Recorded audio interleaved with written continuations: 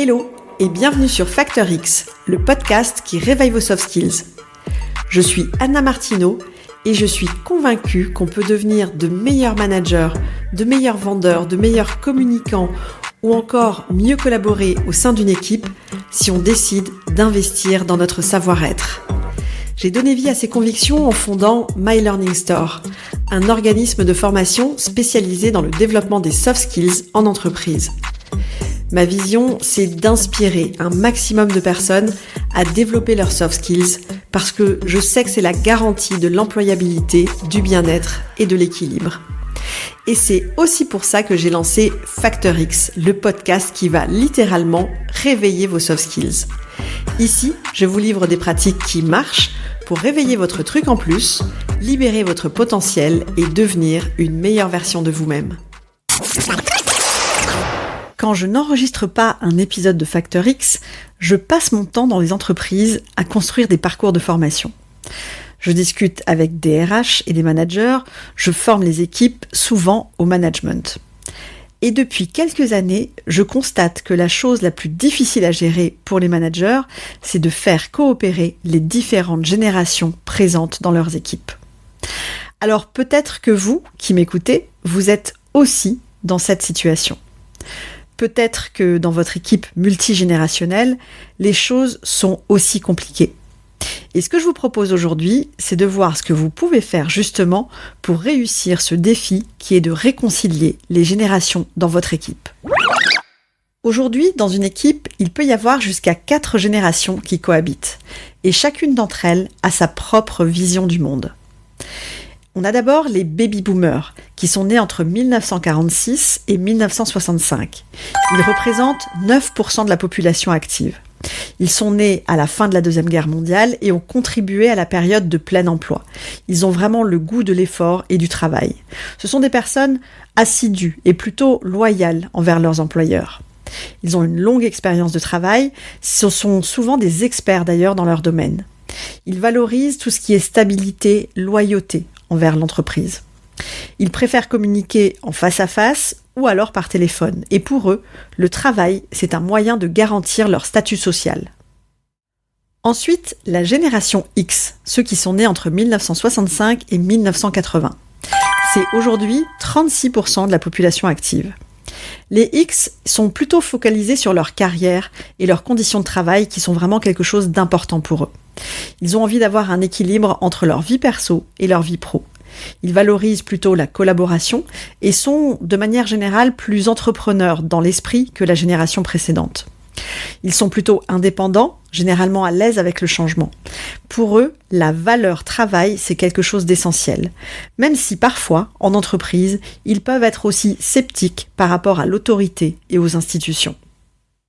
La génération Y est née entre 1981 et 1996. On les appelle aussi les millennials. Ils sont aujourd'hui 45% de la population active. Ils ont évolué en même temps que la technologie et l'ère du numérique. Ils sont donc hyper à l'aise avec tout ce qui est médias sociaux et technologie en général. Ce sont des personnes plutôt très autonomes. Ils veulent un job qui leur apporte du sens et de la flexibilité. Leur ambition, c'est de devenir des experts dans leur domaine globalement, en investissant dans l'apprentissage et le développement personnel. On dit d'eux qu'ils sont peut-être moins fidèles que les autres au travail. La réalité, c'est juste qu'ils n'ont pas du tout envie de rester dans la même entreprise toute leur vie. C'est tout. Et enfin, la génération Z, née après 1997. Ils représentent déjà 10% de la population active. Ils ont grandi avec les outils numériques, ça fait partie de leur quotidien. Ils ne savent juste pas vivre sans. Ils utilisent principalement Internet dans des échanges privés et au travail. Les réseaux sociaux, pour eux, c'est juste la routine quotidienne. Ils sont un peu moins axés sur l'humain et certainement plus individualistes que les autres générations. Ils valorisent tout ce qui est diversité et inclusion. Pour eux, ce qui compte, c'est de se sentir bien et épanoui dans leur job. On a donc 4 générations totalement différentes de par leur histoire, leur vécu et leurs expériences collectives. Qu'on parle de sécurité, de valorisation du travail, de flexibilité ou de bien-être au travail, chaque génération a un besoin prédominant. Le problème, c'est que chacun le manager compris la plupart du temps, est persuadé d'avoir raison dans sa vision du monde. Chaque génération est convaincue d'avoir le bon point de vue et que l'autre a tort. Et quand on raisonne comme ça dans une équipe, c'est simple, ça ne marche juste pas. Alors bien sûr, pour chaque génération, on aurait des tas de choses à dire et à reprocher. Les baby-boomers, on dit qu'ils n'aiment pas le changement. La génération X, elle manque clairement de souplesse. Les millennials, c'est simple, ils n'arrêtent pas de tout remettre en question et ils sont capables de quitter une entreprise du jour au lendemain sans prévenir. Et les petits derniers, les Z, ceux-là, ils n'ont aucun respect pour la hiérarchie, ils sont hyper difficiles à gérer. Qui n'a pas déjà entendu toutes ces réflexions ? Alors, rester coincé dans ce genre de stéréotypes, c'est le meilleur moyen de faire foirer la collaboration dans votre équipe et de créer des tensions entre les différentes générations. Et pire encore même, les plus jeunes générations, contrairement aux deux autres, elles sont beaucoup plus libres par rapport au travail. Donc, le risque, si vous ne les intégrez pas de la bonne manière, c'est tout simplement qu'ils partent. Et probablement, en effet, du jour au lendemain, sans prévenir. Tout simplement parce qu'ils ont suffisamment confiance en eux pour aller voir ailleurs, là où l'herbe leur paraît peut-être être plus verte que chez vous. Dans ce genre de contexte, il ne faut pas s'étonner qu'en entreprise, on ait du mal à recruter et à stabiliser les équipes. Je suis toujours très surprise en voyant les sommes de malades qu'une entreprise est capable de dépenser en communication autour de sa marque employeur et en cabinet de recrutement. Il déploie une énergie de dingue pour recruter. Et quand c'est bien fait, ça marche. En tout cas, sur cette étape de recrutement. Le problème, souvent, il arrive après. Il arrive dans la phase d'intégration. Parce que, il faut le dire, souvent c'est, une espèce d'intégration fantôme. En gros, on ne fait aucun effort pour que ça se passe bien. À mon sens, il y a 2 enjeux majeurs pour réconcilier les générations au travail. Le premier enjeu, il est centré sur les nouvelles générations qui arrivent en entreprise. Souvent, elles sont plus volatiles que les autres. Si vous voulez que ces personnes restent et s'impliquent, il faut tout simplement leur donner envie de rester. C'est aussi simple que ça.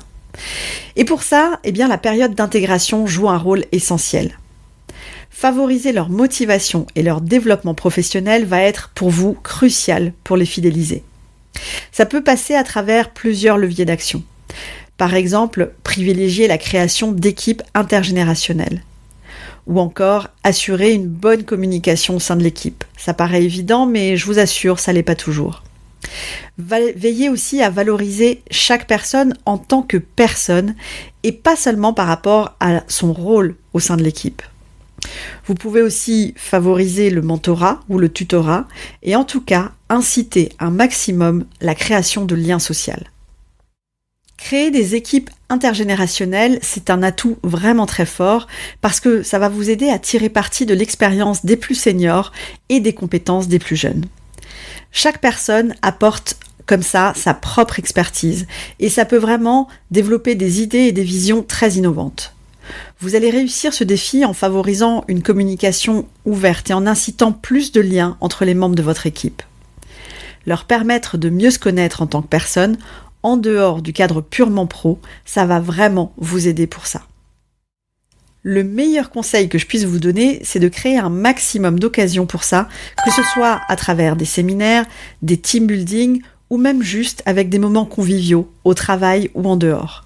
Ça peut être des petits déjeuners d'équipe ou des happy hours réguliers. Peu importe ce que vous faites en réalité, du moment que vous créez des occasions pour que les personnes discutent d'autre chose que de leur dossier pro, ce sera gagné.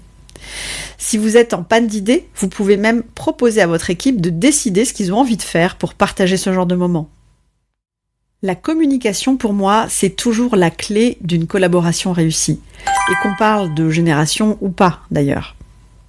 Chaque génération a sa propre vision du monde. Et c'est souvent par rapport à cette vision qu'elles ont du mal à se comprendre. En tant que manager, votre vrai défi, ça va être de maintenir une communication qui soit la plus transparente possible, ouverte et claire au sein de votre équipe. Pour réussir la collaboration de votre équipe multigénérationnelle, un deuxième enjeu, ça va être d'adapter votre organisation aux besoins des différentes générations. Le but, clairement, c'est de permettre à chaque membre de votre équipe, quel que soit son âge, de s'épanouir, de rester motivé et performant. On sait que les jeunes générations sont plus susceptibles de changer d'entreprise plus rapidement que les autres. Donc pour les motiver, vous devez leur apporter, au-delà de la rémunération, des perspectives de carrière et de développement personnel, mais aussi une qualité de vie et un bien-être au travail perceptible. Dans le même temps, les seniors, qu'il s'agisse des baby-boomers et plus globalement des X, eux, ils auront besoin d'avoir de nouvelles opportunités en termes de rémunération, de promotion et de formation pour continuer à s'impliquer. Manager une équipe multigénérationnelle, ça demande énormément de flexibilité.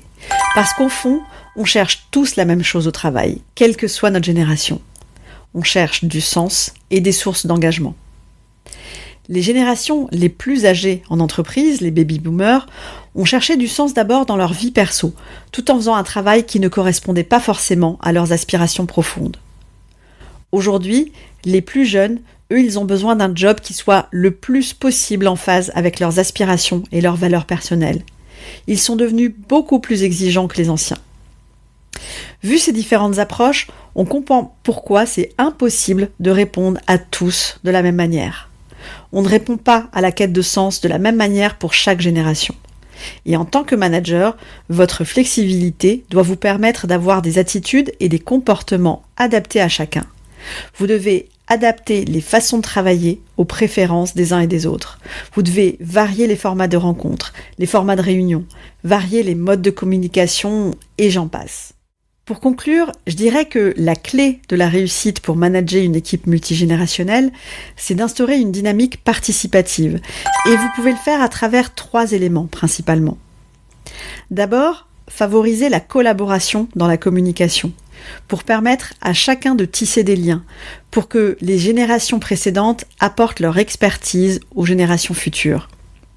Un exemple de ça peut être par exemple du parrainage ou du tutorat, mais pas que. Favoriser aussi l'environnement et le bien-être au travail, parce qu'une ambiance conviviale, des moments de partage, ça va vraiment faire du bien au travail d'équipe et donc à la cohésion. Et enfin, favoriser aussi la flexibilité et l'équilibre entre vie pro et vie perso, parce que c'est un besoin des générations Y et Z, mais pas seulement. Vous pouvez aussi favoriser ça à travers le télétravail, par exemple. Pour mon challenge de la semaine, je vous propose d'organiser dans votre équipe ce qu'on va appeler une semaine de l'intergénérationnel. Le principe est très simple. Tous les jours, proposez à une personne dans votre équipe d'une génération différente de partager une compétence, une expérience ou quelque chose qui lui tient à cœur. Vous pouvez organiser ça sous forme d'ateliers courts, ça peut être des présentations informelles aussi pendant la pause déj, ou même des séances de mentorat ou de mentorat inversé, dans le sens où ça va être les plus jeunes générations qui vont apprendre quelque chose aux plus anciens. En tout cas, l'objectif de cette semaine de l'intergénérationnel, c'est clairement de valoriser la diversité des expériences de chacun et de renforcer le respect mutuel. Et croyez-moi, ça peut donner de très beaux moments et de beaux souvenirs. C'est déjà la fin de cet épisode, j'espère qu'il vous a donné des pistes pour réconcilier les générations dans votre équipe. Il ne me reste plus quant à moi qu'à vous donner rendez-vous la semaine prochaine pour d'autres pratiques actionnables dans votre quotidien. Ciao ciao! Si cet épisode vous a plu, le meilleur moyen de me le dire, c'est déjà de vous abonner au podcast et aussi de me laisser un avis 5 étoiles avec un petit commentaire sympa sur Apple Podcast. Vos avis et surtout vos commentaires, ça va vraiment m'aider à mieux référencer le podcast sur iTunes et ça me motive encore plus à continuer à enregistrer ces épisodes toutes les semaines. Alors d'avance, merci pour ça!